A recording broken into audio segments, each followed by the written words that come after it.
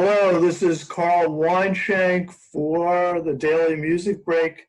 I'm thrilled today to welcome Dr. Richard F. Thomas. Richard is the George Martin Lane Professor of the Classics at Harvard University. Every 4 years, Richard teaches, in addition to his regular teaching, an undergraduate class entitled Why Bob Dylan Matters. He published a book by the same name in 2017 and currently is updating it to include information and analysis from the new Dylan album, Rough and Rowdy Ways, which was released in June. Welcome, Dr. Thomas or Richard. Thank you very much for taking time out to chat with us today. Hi, Carl. It's good to join you. Thanks very much. Obviously, virtually everyone thinks Bob Dylan is special. Please explain kind of at the highest level what your unique reason is for feeling this way. And if you could give us an example or two, that would be great. Yeah, I think Dylan, like any great figure in literature or art or music, has created an art that is around for good, that is worth revisiting again and again. I think that's one test of greatness, whether or not we tire of it. It exhausts our aesthetic appreciation, our identification with it rapidly or not. And with Dylan, I think, partly with the rearrangements as well, but even the studio album sort of going back again and again to the same song, I think is something that distinguishes him. And I think it's really because of he's engaged with what it is to be a human being at the deepest and most fundamental level. That is, he can and has again and again put into words, put into song, our feelings in ways that we can't do it because we're not Bob Dylan and we're not great artists. And so the music, the poetry, the imagery, but at the same time, the rootedness in humanity. And I think there's, you could pick any song you like. A couple that come to mind, I Want You from Blonde on Blonde, an amazing song. And, just the first verse of that, I mean, if you think about the poetry of it, just the images that flash by, but then by the end of the verse, the meaningful relational message of that first verse. So the guilty undertaker sighs, the lonesome organ grinder cries, the silver saxophonists say I should refuse you, with an AAB, which will then be repeated in the CCB, where B and B refuse you, and what's coming are what emerged. The cracked out bells and washed out horns blow into my face with scorn. So the poetry so far is what arrests you and grabs you and is just beautiful. But then the climax of the verse, but it's not that way, that is, that I should refuse you, but it's not that way, I wasn't born to lose you. And just that notion of the desperation, I wasn't born to lose you, so I want you, I'll do anything, because I wasn't put on this earth for my 70 years and 10 to lose you. And those sort of 6 verses, who could have done that but Dylan? Now you can repeat that, you can take your favorite song again and again. I mean, same album, since for many people it's the great album. It's one of the 2 albums I brought from New Zealand to the US with me in '74, before Blood on the Tracks came out, but Visions of Johanna, which again, you have, I won't go through all of it because I don't like speaking Dylan. Dylan, to me, there's a poetry there, but it needs to be sung, and particularly by Dylan. But just that second stanza in the empty lot, where the ladies play blind man's bluff with the keychain and so on, down through then the speaker, the author, Louise, she's all right, she's just near, she's delicate and seems like the mirror, but she makes it all too concise and too clear that Johanna is not there, as the speaker is contemplating on that. And then this image that he has of Johanna, the ghost of electricity howls in the bones of her face, where these visions of Johanna have now taken my place. Again, a obsessiveness and obsession of that, those final two lines. They're very different from "I Want You," but very, very much the same. And this continued. Dylan gets to a place with his song where it has that effect on us, and he gets to it. He may have written some songs in 15 minutes, as he claims, but he gets to it through his genius in songwriting. I've made up my mind to give myself to you. The beautiful song, one of my very favorites from Rough and Rowdy Ways that came out back in June. You know, the fourth stanza there. My eye is like a shooting star. It looks like nothing, neither near or far. And then you need to hear the voice of Dylan doing the next two lines, where there's a sort of a puzzlement, but also a knowingness there. No one ever told me, pause, it's just something I knew. I've made up my mind to give myself to you. And just that third line is something that I find just exquisite in its beauty, but also its mysteriousness and its quintessential Dylanness. So there are just a couple of instances, and that Dylan has done this again and again and again with his songwriting throughout the decades. Now, 60 years of it coming on. One of the things that really attracted me to, or encouraged me to contact you, was that you're a professor of the classics, and you have tied Dylan in your research and your analysis, tied Dylan very closely to Homer, Ovid, and Virgil. And that surprised me, and really is something. Could you speak to that a little, how Dylan is taking things from, obviously very aware of the classics and using them in the creation of this art that you just mentioned and spoke of? Yeah, sure. Well, I think artists take what they need from wherever they can find it and wherever it comes to them from. And so the Bible has been there forever.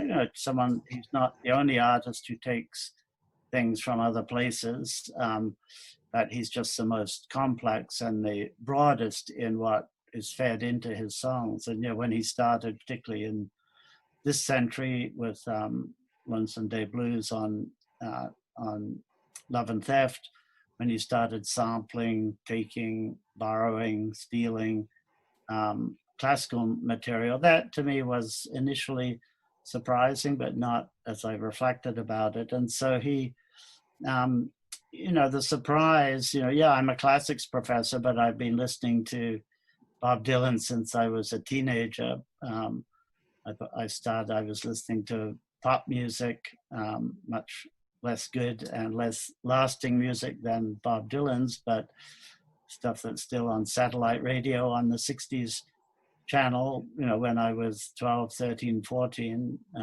I'm 9 years younger than Dylan. But so I also liked doing Latin when I started doing that at the age of 9, and I have ended up where I've ended up as somebody who is devoted to ancient poetry, Greek and Latin poetry, Greek and Roman poetry, which has stuck around for 2,000, 2,500 years, because it does to us exactly what, for me, a Bob Dylan, as I just described it, a Bob Dylan song can do. So I don't see, to me, the classical material is not in some museum. It's alive and it's living, and I teach it to my students as a living literature that matters in their lives. So it's a natural thing to me to see Dylan as I see these authors. That's not true for everyone, but for me, it's those two worlds are really one and the same world.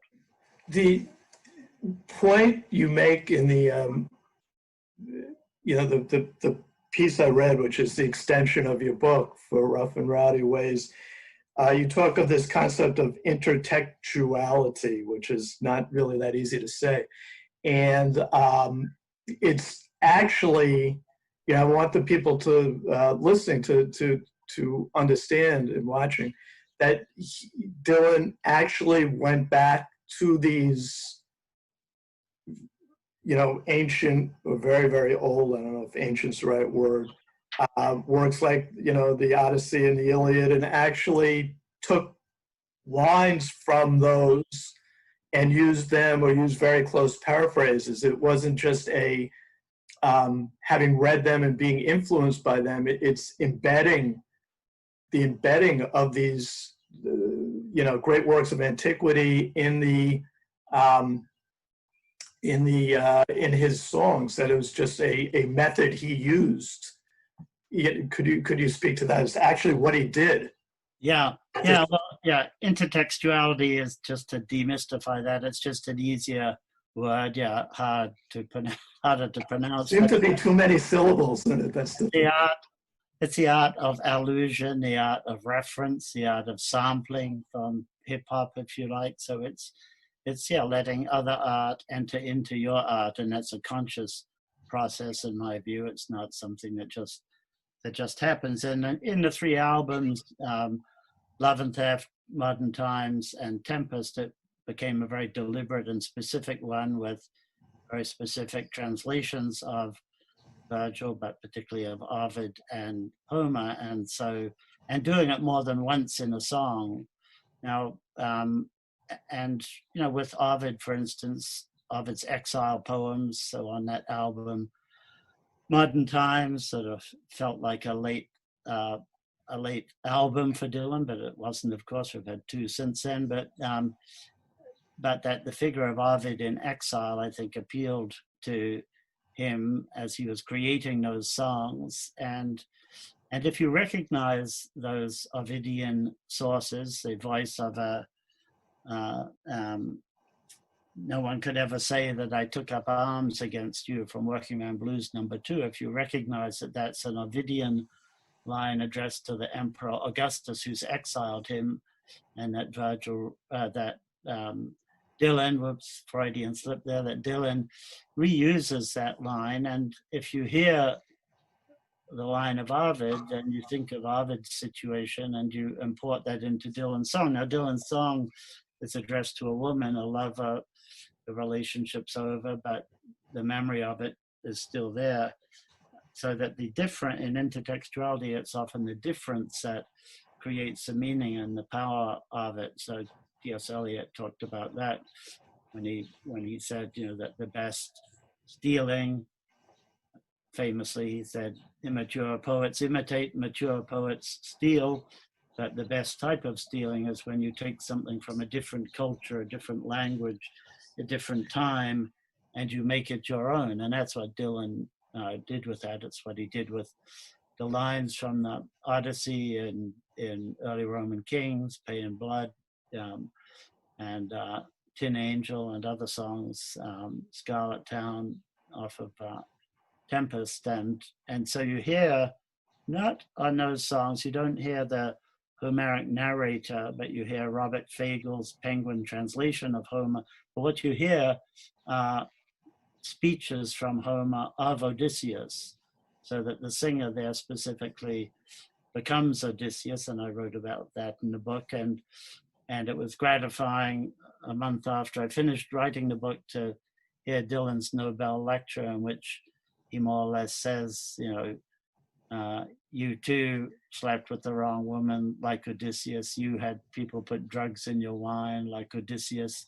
So Dylan more or less talks about becoming, that is in song, becoming Odysseus. So the character, not the historical person of Bob Dylan, but the characters, the figures that he creates in his song. And that's what the Homeric writings are, right? They're about actors and characters, masked or unmasked, who function in the Song of Homer, and Dylan's in that tradition. Now, none of that would matter if he wasn't creating songs that are magnificent in their immediacy. And as with Virgil or Dante or Milton, you don't need to recognize intertextuality for the art to be great art. It's not, it doesn't jump out at you. That would sort of ruin the immediacy of the song. So the best intertextuality is seamless. It comes across as something that was made for that song and that comes just from the mind of the songwriter. But of course, that mind is also engaging, as I argued, those other texts, those earlier texts. And ancient is fine. They are ancient. It's not a, obviously, since I spent my life working on ancient texts, to me, the word ancient is not a pejorative, not a negative. It's a term of nobility, and with all the nobility of an ancient race, as Bob Dylan himself says in Tin Angel. And yeah, so that. Well, I'm starting to think of myself as ancient, so that's another, I guess, another use of the word. This is the end of part one of this conversation. There's so much here that Richard and I thought it would be wise to break it into instead of going on for a long time. So this is, I'd like to thank Richard very much for his participation. This is Carl Weinshank for the Daily Music Break at www.dailymusicbreak.com. Thank you very much for listening.